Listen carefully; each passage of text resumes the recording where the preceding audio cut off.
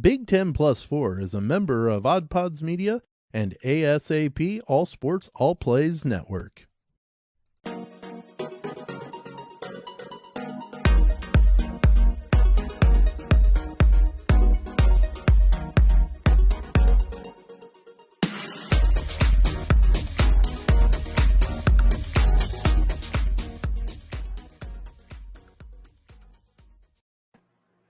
Hello, and welcome to Big 10 Plus 4. We give you college sports with a Midwest perspective. We are blue collar and blue blood. I am doing the introductions this week, Tony. I know. Dalton, very busy man, especially during this time of the season. Right at the end of the football season, it gets to the point where he's all over the place, literally and figuratively. So he had to not be involved this week live. Anyways, Dalton does make some appearances today. He does. And yeah, it's this a little bit of a throwback, like the first couple episodes that you've brought me on Big Ten. I'm like, yeah, this. Retro. little retro, little throwback. That's right. And we're doing it differently this week, and it may be one of those that maybe at least during football season and maybe once basketball season gets going in full swing, we might be doing 2 episodes a week. This one is the reaction, a little closer to last week's game. We're doing reactions today to last week's games, and then on Friday, our preview show will come out in the morning. We have a big game being played on Friday, and we'll talk about that on the second show for this week. But a big game that starts on Friday, that plays on Friday, so it's pretty intricate that we get our stuff out right in time, anyways. So, a big week of football happened last week, and what are you kind of gathering from your general idea of, just kind of, we're going to get in depth, but generalize last week's football? I don't know about you, but to me, this was one of those, like we talked about a little, well, maybe we haven't, but I know on other shows I talked about it. Last year's college football was a little crazy because just about everybody had at least one loss, and everybody's like, whoa, this is crazy.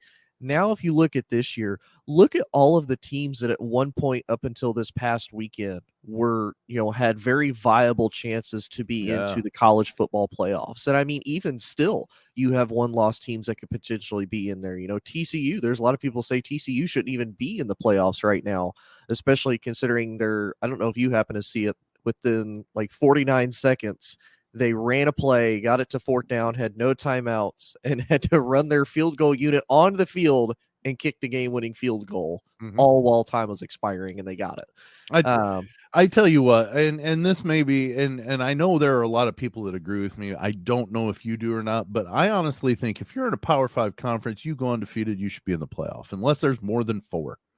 Right. I know. And that's the thing too. People have talked about how, TCU hasn't really faced anybody. They're one of these teams. And I think it's one of those, they're mad because up until this past weekend, when you had kind of the dream story of Tennessee, and then unfortunately, Hendon Hooker goes down with an ACL injury, former Michigan quarterback, Milton steps in. I think they're going to be okay. But up until then, giving Tennessee their second loss, I think more people were just mad that, hey, Tennessee could potentially make a run. This whole idea of, we could have, 2 SEC teams, which may or may not still be the case. And obviously we'll go more in depth about Michigan. It's looking a lot less likely. Yeah. And who knows, you might have a Pac-12 team that sneaks in there. And what's really surprising for the Pac-12 to, we potentially think may be coming to an end, they have 6 teams ranked in the top 25 right now. Yep, they sure do. And it's not just the Big Ten that maybe, Big Ten, people are scoffing at, the Big Ten might get 2 teams in. It just depends on who wins and loses. The Pac-12 has a viable, if once Michigan or Ohio State loses, as long as the Pac-12 team that I'm thinking of wins out, they've got just as viable of a chance as the loser of that Michigan-Ohio State game. That's USC. Mm-hmm. Yeah. And a lot of that will just come down to, strength of schedule, who they faced. Sure. And really USC has only faced UCLA and they won. And then they faced a ranked Utah at the time and lost. Now I don't think Utah is ranked anymore, if I remember right. They lost this last week, so I think they might have been knocked out. But at the time and throughout the whole season, Utah has been very highly ranked, or at least ranked and playing very well. So even if they have slipped up enough to where they're not in the top 25 anymore, I still see Utah as a good win. Yeah. I really do. Now the only thing that would make me kind of worried, and I would almost prefer a second Big Ten team as opposed to USC, is USC's defense. That's the only thing the two things that Lincoln Riley brought with him when he left Oklahoma: a very prolific offense that we know can score a lot of points. He can hang 30, 40 plus points on you with no problem. But his defense is also going to give you 30 to 40 points given up on the other side of the field. And I'm like, I don't like it would be cool that USC would potentially be in. It would be cool that the Pac-12 could be represented in the playoffs again. And don't get me wrong, I like this whole football scoring shootout. I don't necessarily want it to have to come down to, the old, who has the ball last, or I would love that. Or nine overtimes later. You didn't enjoy Kansas City Buffalo last year? Yes and no. Yes and no. Oh. As long as it's one of those where they're literally slinging the ball over and around the place and scoring every couple of minutes or whatever, or matter of seconds, it intrigues me. That's when I'm saying defenses be damned and let's have fun with this offensive output, this outburst. So it's one of those that I don't mind a shootout. Now, I don't want to see it every single time. I like seeing good defenses, but I don't mind a good shootout. But I think my fear, because at least with the NFL, it's very whoever gets the ball, if you score, then the game's over. Like it's right. With the exception, not in the playoffs anymore. Yeah, true. Not in the playoffs anymore because of Kansas City and Buffalo. Yes. But there's also part of me that's like, do we really want to do this 9 overtimes later of, okay, they finally got it. Like somebody missed the 2-point conversion because, eventually it's okay. You got to score a touchdown and a 2-point. It's like, okay, don't get me wrong.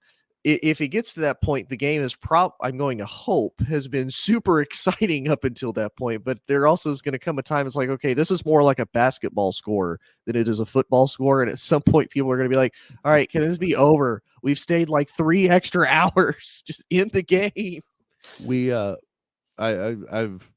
I've got one little input real quick on overtime for the college level, and then we need to get started on our reactions since we've successfully chatted for non Big Ten related stuff. But that's okay. That's why we're +4, right?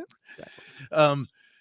I think with the regular season, I think they need to go to the NFL now. The NFL overtime rule. Let's just play a 10. And honestly, I think the NFL needs to move it to where you're just playing 10 minutes. Mm-hmm. If your team can score 10 points and keep the other team from scoring, you win by 10 in overtime. The NBA plays it that way. Like, it makes sense. Mm-hmm. But there are different standards for overtimes in different sports, but it's one of those that just give it a full period.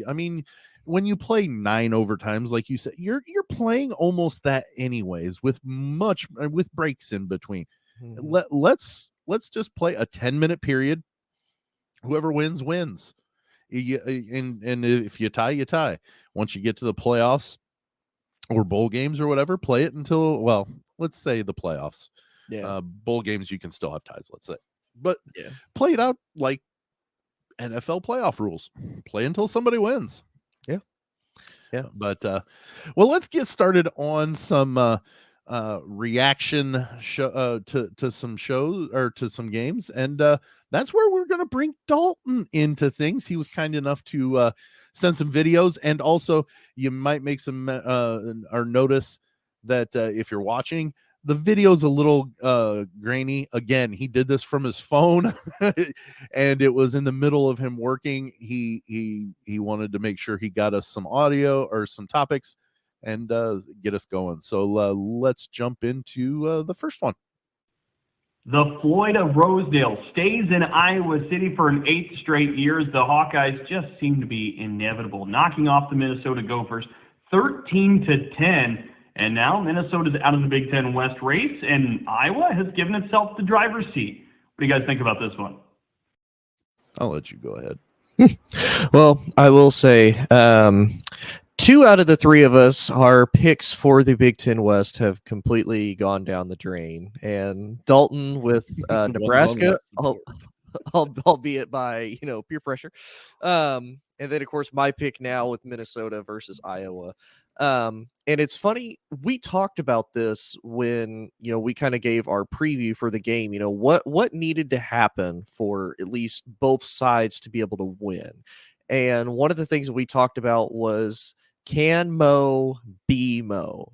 Well, Mo was Mo. He was, yes. The rest of Minnesota did not show up, and that's what hurt Mo times 2, I think. He was a Mo 2.0. Like, he was a better version than what we'd seen in the past, year this year.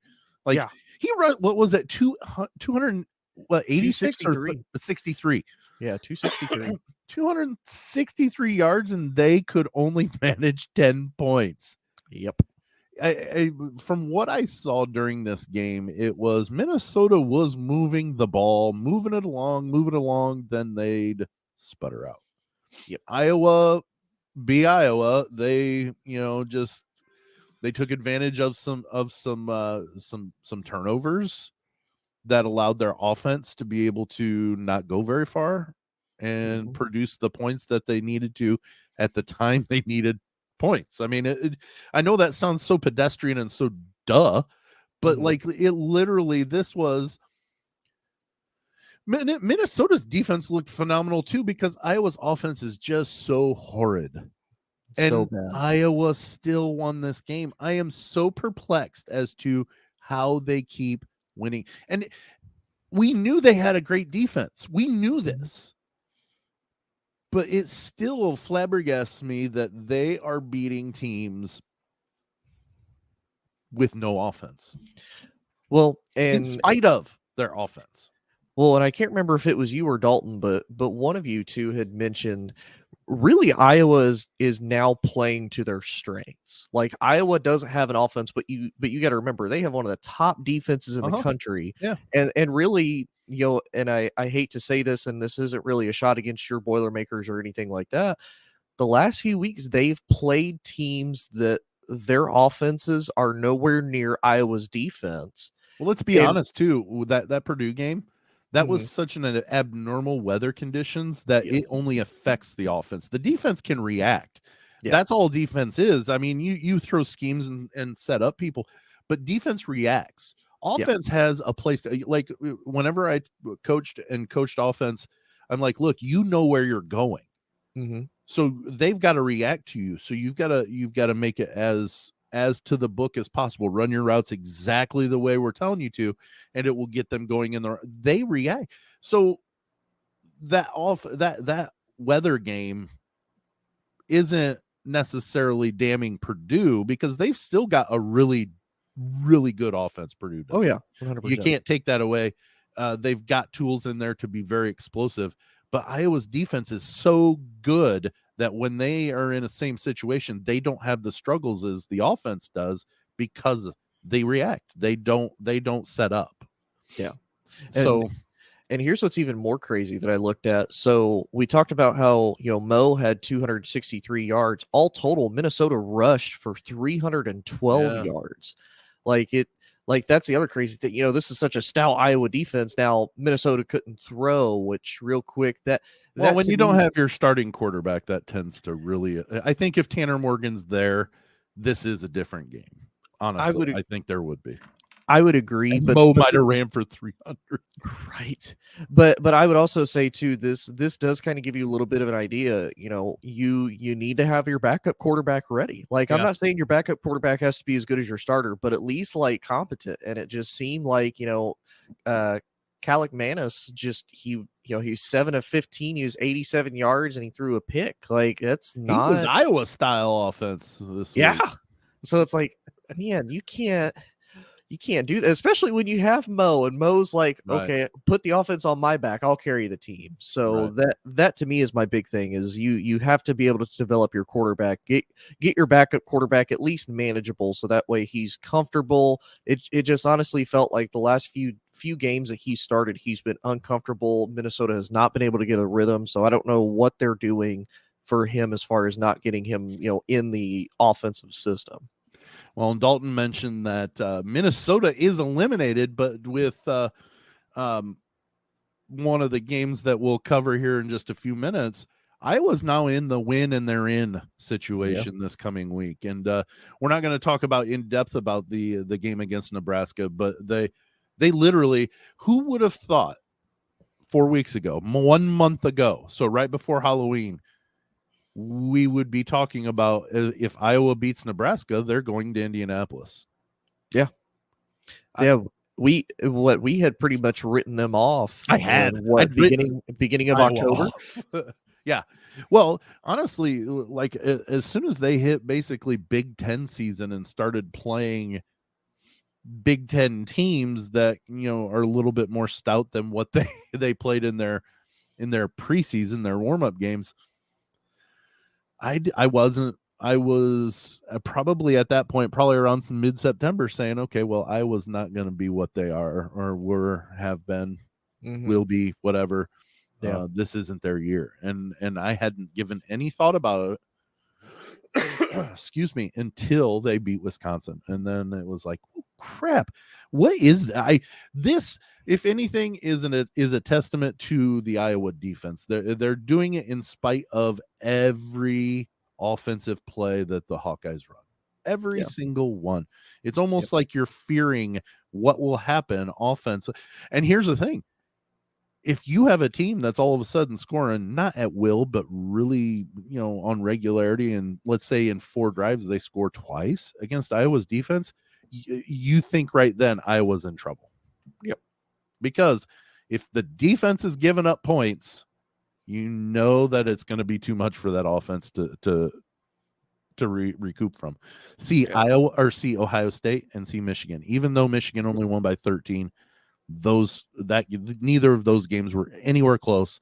And if they beat Nebraska, that's who they're going to play. One of those two teams. So let's move to the second quarter. I know a little heavy on the first quarter, but it's all right. We got 3 more games we're going to cover throughout this episode. So let's hit up quarter number 2.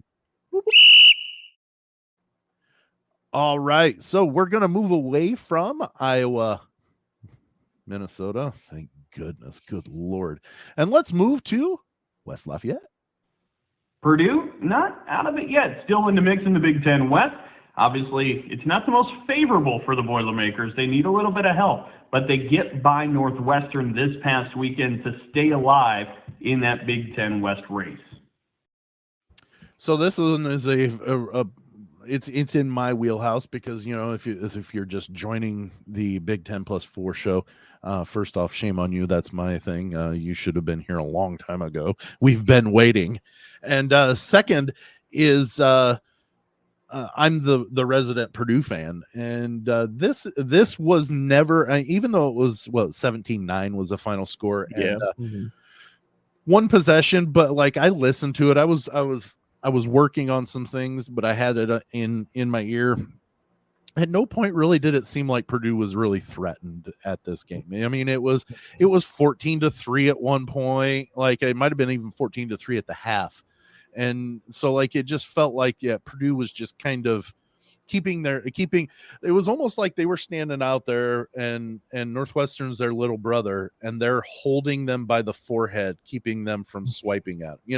It just seemed like that Northwestern stayed in it.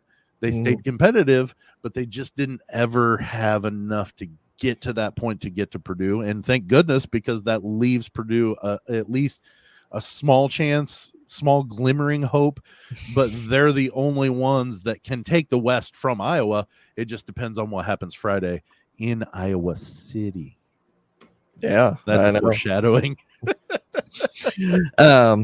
Yeah, this was one I wasn't really worried, and plus, and I know they even mentioned it on the game because I watched a little bit of it.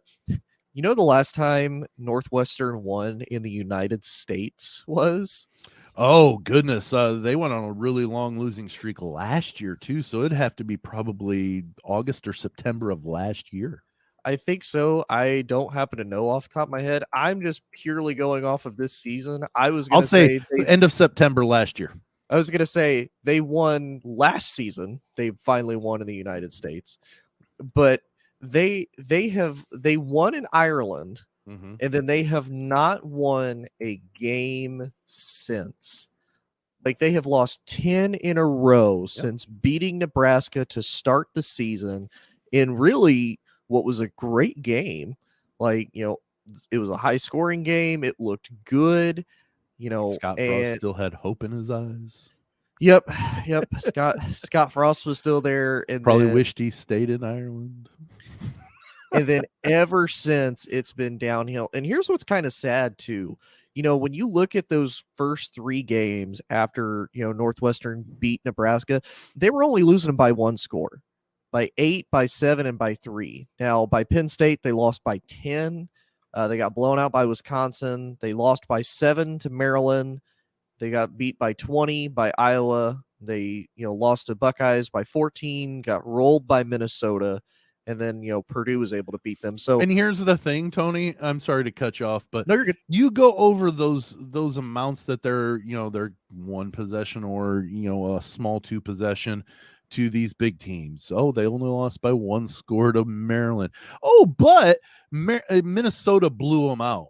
They make no sense. Yeah. Like they hang with Ohio State. Granted, there was another weather anomaly game there, but they hung with Ohio State. Oh, but Wisconsin blew them out. You know, it makes no sense. And I think that's what it is about Iowa that's so perplexing, but yet it makes so much sense that with in a season that we've had such a toss up, nobody, it is so weird. You know, Purdue doesn't do a damn thing against Wisconsin, doesn't do anything against Iowa, goes in and doesn't even seem like, it almost seemed like the Illinois game was just like what I described the Purdue Northwestern game was, is Illinois kept it close, but Purdue always had them at an arm's length. It doesn't make sense to me. You know, Purdue does that against Illinois, but gets blown out by Iowa. It just doesn't make sense this year. And I guess maybe that's why everything is so crazy, that it's looking like it is going to work its way out to the exact same normal Big Ten West champion. Yeah. Oh, and I do finally have the date. The last time Northwestern won in the United States. Okay. Are you ready for this? Yeah, I can't wait. October 16th, they won against Rutgers in at Ryan Field. They won 21-7. Now I'm trying to remember the last time they won an away game, aside from technically Ireland. Let's see. The last away game that they won was, they canceled that one. Okay, the last one away game that they won was at Purdue, November 14th of 2020. It has been 2 years exactly since Northwestern has gotten any type of a road win, aside from, if you want to include Ireland as a road win. I would consider that probably a road win, even though Depends if they were the road team. I think they were supposed to be the home team. So it doesn't count. It's not a road game. Let me double check here as soon as it loads. Work computer. Do quickly, because we gotta keep moving, Tony. Yep. Nope. They that was not considered a road game. That was considered a home game. So they lost a home game to travel to Ireland. Yes. I gotcha. Yes. Cool. Yep. Well, it's one of those that Purdue, if they don't end up in Indianapolis, it's their own fault. They managed this well on their own. You know, a couple of dumb penalties at the end of the game against Penn State in week 1. We're not even having this conversation, other than Purdue wins against IU. They're going to Indy. That's the only thing that we have left. If They just know how to hold themselves and tackle in one drive against Penn State. I mean, it literally, and granted, you can't say one thing does it, but literally I can pinpoint it to that and say, if that is different, then we're looking at a different season right now, because all it takes is Purdue to win and they're in. Yeah. But now it's Iowa wins and they're in, and it's Purdue's own doing. Like, it wasn't that Penn State just did something completely different, that they blew the Boilermakers away on that last drive. It was Purdue couldn't tackle, which they had done all year or all game, and they couldn't keep from doing stupid things like popping off on somebody and getting a personal foul. Those are the two things that led to Penn State winning that ball game against Purdue in August. Plain and simple, or September. Plain and simply put. So it's frustrating, because if they don't go to Indy, it's not one of those, well, they were we just lost out to a better team. No, you did this to yourself. And I think, I know for us as Big Ten fans, I know we've even talked about it. It's been pretty much the same people over and over again for the Big Ten championship here the last few years. It's been Wisconsin, it's been Iowa, it's been Northwestern. Like, we haven't seen a Minnesota, we haven't seen a Purdue, we haven't seen an Illinois. We haven't seen any of those teams go even to the Big Ten West. Win the Big Ten West and then potentially go to the Big Ten championship. Right. So I think that's what's probably, at least for us, a little bit disappointing too, because like you said, it's not like this is a Purdue team that's lacking. And I would honestly, to me, I would love to see a Purdue versus Ohio State, and Purdue tends to have Ohio State's number if they're going to, if Ohio State is susceptible. Yes. And Purdue seems to, for some reason, and because they've done it throughout my whole life, when they've not been favored or been heavily an underdog, they've performed well at times. I don't know that would happen this year. I'm just saying, it makes me feel a matchup against Ohio State, to me, is better than a matchup against Michigan, personally. Yes. I think that. And so, I agree. Plus, we've been beating this drum for the past few weeks. We want to see some new blood in that championship game. Yes, they're probably going to be just the same as a sacrificial lamb as if Iowa wins this week. Oh yeah. But at least it gives us different laundry to look at while this massacre's happening. And while it is my team, I would rather see my team playing in the championship game than to watch an Iowa offense. And we've seen this played this year. So if Ohio State wins, we've seen, 54-10. Yeah. We've seen that. So what's keeping us from thinking it's going to happen or being very similar? Because I don't see Iowa's offense driving on that Ohio State defense with any extended and constant success. Yeah. And especially especially the second time around now. Like, Ohio State's already kind of figured them out a little bit better. Again, Ryan Day is great for the second half adjustments, because you think about it, Ohio State struggled that first game against Iowa, and Iowa was even up at one point against Ohio State, but not for long. So this is one they would learn very quickly, and this is where I am kind of a fan of the whole getting rid of divisions idea, because if you think about it, and obviously we'll go more in depth, the game that's coming up this weekend for the Big Ten, Ohio State versus Michigan, that's really your Big Ten championship. Honestly, I don't know that I want necessarily no divisions. I like the divisional aspect of it. They just need to reshuffle these. And I know that probably means Purdue goes into a division against either Michigan or Ohio State, or it's my contingency, you keep Ohio State and Michigan in the same division because they have that rivalry. A lot of times it would be back-to-back weeks that rivalry happens. And this is not necessarily me saying I don't want to see a good game of a rivalry back-to-back weeks, but you would be seeing that a lot. I think I know they did a thing, a look back on it at the beginning of the football season or before the season started, that if the Big Ten hadn't been with divisions, this is what the champion, and only like 4 games out of the last 12 changed, and only like 2 of them switched to Michigan, Ohio State. Yeah. But the chances of that happening are more likely to happen back-to-back weeks if they're in different divisions. I like the separate divisions, but like when, let's say, USC and UCLA come in, you put both of those teams in the West because they're both in the West.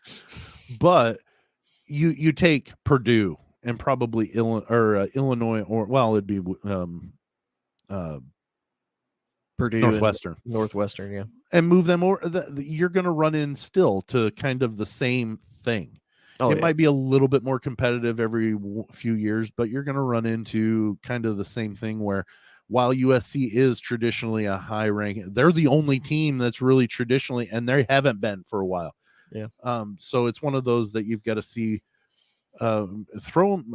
I don't hate the North and South look at it, because then that allows a different lineup. I don't know.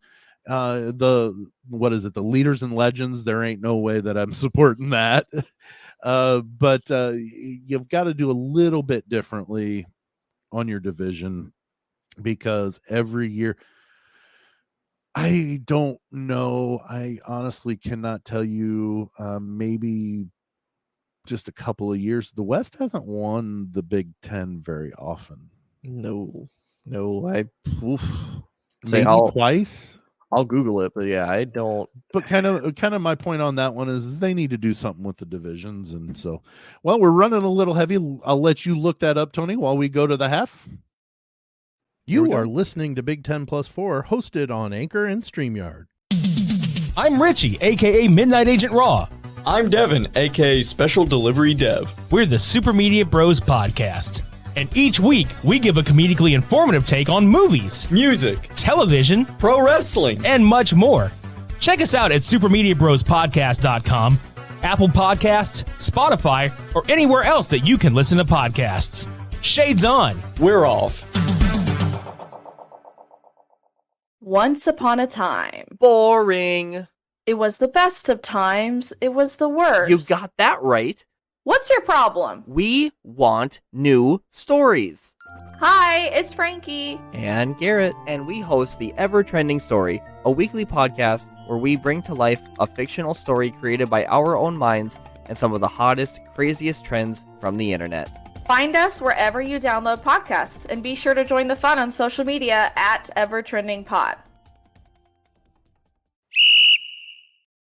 All right, we're back from the half. And Tony, I cheated because I built in the whistle to the end of that of halftime. Hey, I'm not mad at you. I did cheated, but hey, it was seamless. I did find out. You know, the last time the West won the Big Ten overall, it's been the same team that's won it. Overall, like winning the Big Ten championship game. Yep. I want to say Wisconsin won it once. Wisconsin has been the only team to win it so far. They won it in 2011 and 2012. In 2011, they beat Michigan State 42-39, and then in 2012, they beat Nebraska 70-31. So it was Michigan State that beat Iowa on the last, like a real late touchdown run. I remember Iowa and Michigan State playing in the Big Ten championship game, and I was thinking Iowa won the game, but it was the other way around. Michigan State scored the touchdown to win it. Yep, it was 2015 Michigan State versus Iowa. Michigan State won 16-13, so low scoring. Funny little side story to that. Every year we have a Christmas party here at the Sprunger household, and it's always on Big Ten championship game Saturday. Mm-hmm. And we were watching that game. This is why I remember this game so vividly. We have people over, you know, and family or some of our friends will invite a secondary friend or whatever, and we're okay with that. We don't have an issue with that. But I didn't know this gentleman, but we were standing there watching the game, and it's real late, and Michigan State's driving, and they get to that last play where they're at the goal line, and we're watching, and this guy's rooting for Iowa, and we're watching. Michigan State scores the touchdown with like 12 seconds or something left. Mm-hmm. This guy turns, walks out the door, and I have yet to see that man ever again. He's like, no, I refuse to watch this. Well, No. I don't know if it was like, wow, I just lost a lot of money. Maybe that's why he was rooting for Iowa. I don't know, but he didn't say a word. They scored. He turned and left, and I thought he was just stepping outside for a minute. And an hour later, the person that he came with said, "Where's so and so?" I'm like, "Oh, he went outside just a little while ago." And she walked outside. He wasn't there. Wow. He said, nope, I quit. Exactly. So we've still got the Purdue Northwestern banner up there. I apologize.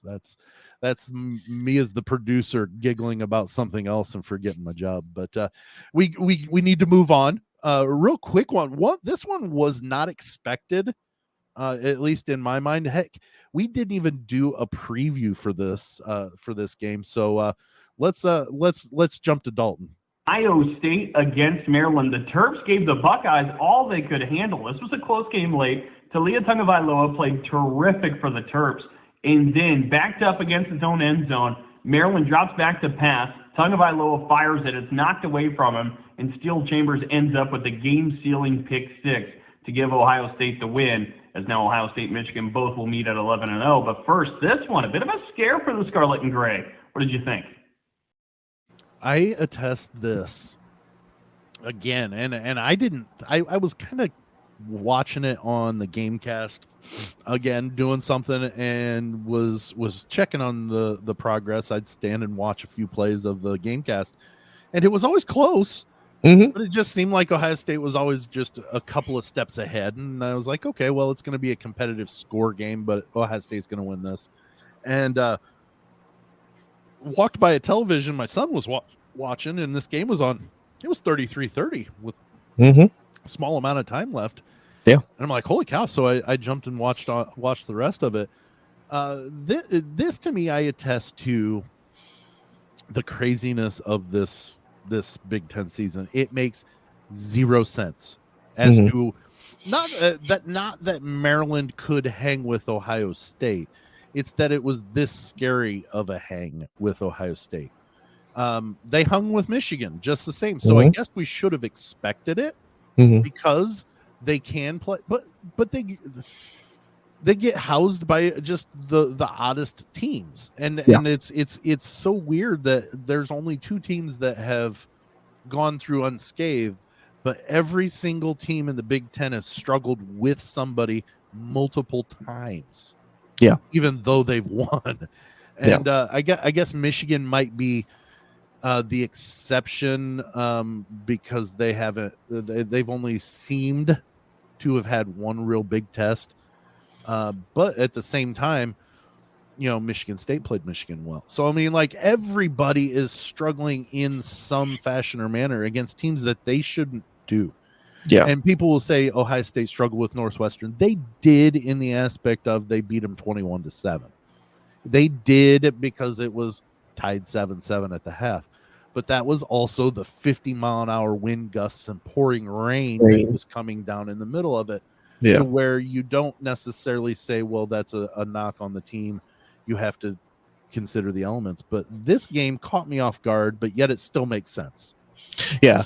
And this to me, like you said, it was 33-30 for the longest time. Then they got up to 36-30, and you think, okay, this is Maryland's chance to, march down the field, score, get at least the game tying touchdown, and if they make the extra point, they're good. Like, they've got it.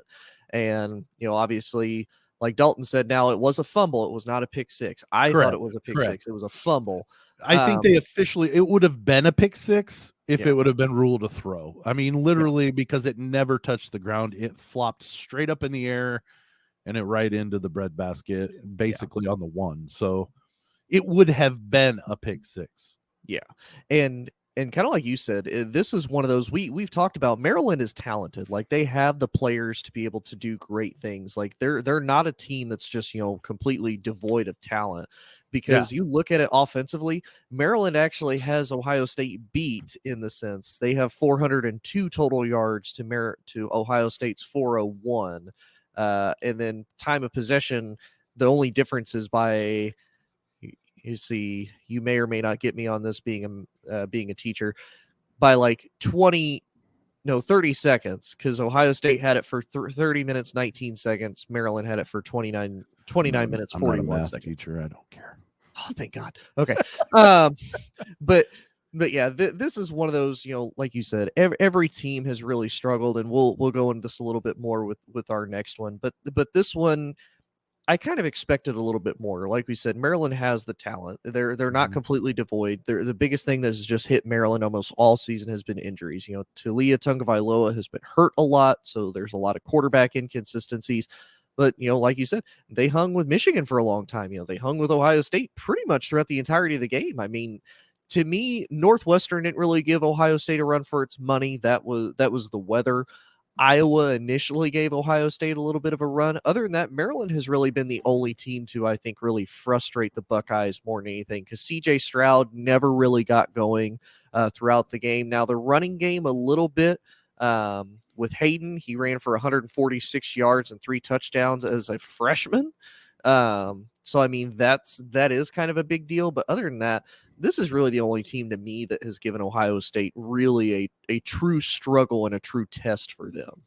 Yeah, it's I still contest personally that I think Ohio State's the better team, best team in the country. Now that it might be swaying just a little bit because I'm seeing what Georgia's doing still, but I really do like Ohio State's roster. I like the changes that they've done on defense. I think the changes on defense have been enough to make them just that notch better than what they were last year even. So their offense has done nothing to make me think that they're going to not be able to produce points, and their defense is better. I think they play to the level of their competition if it's formidable. So I guess it's not them playing to the level. It's just they have a certain level, and they will struggle defensively against some offenses. Yeah.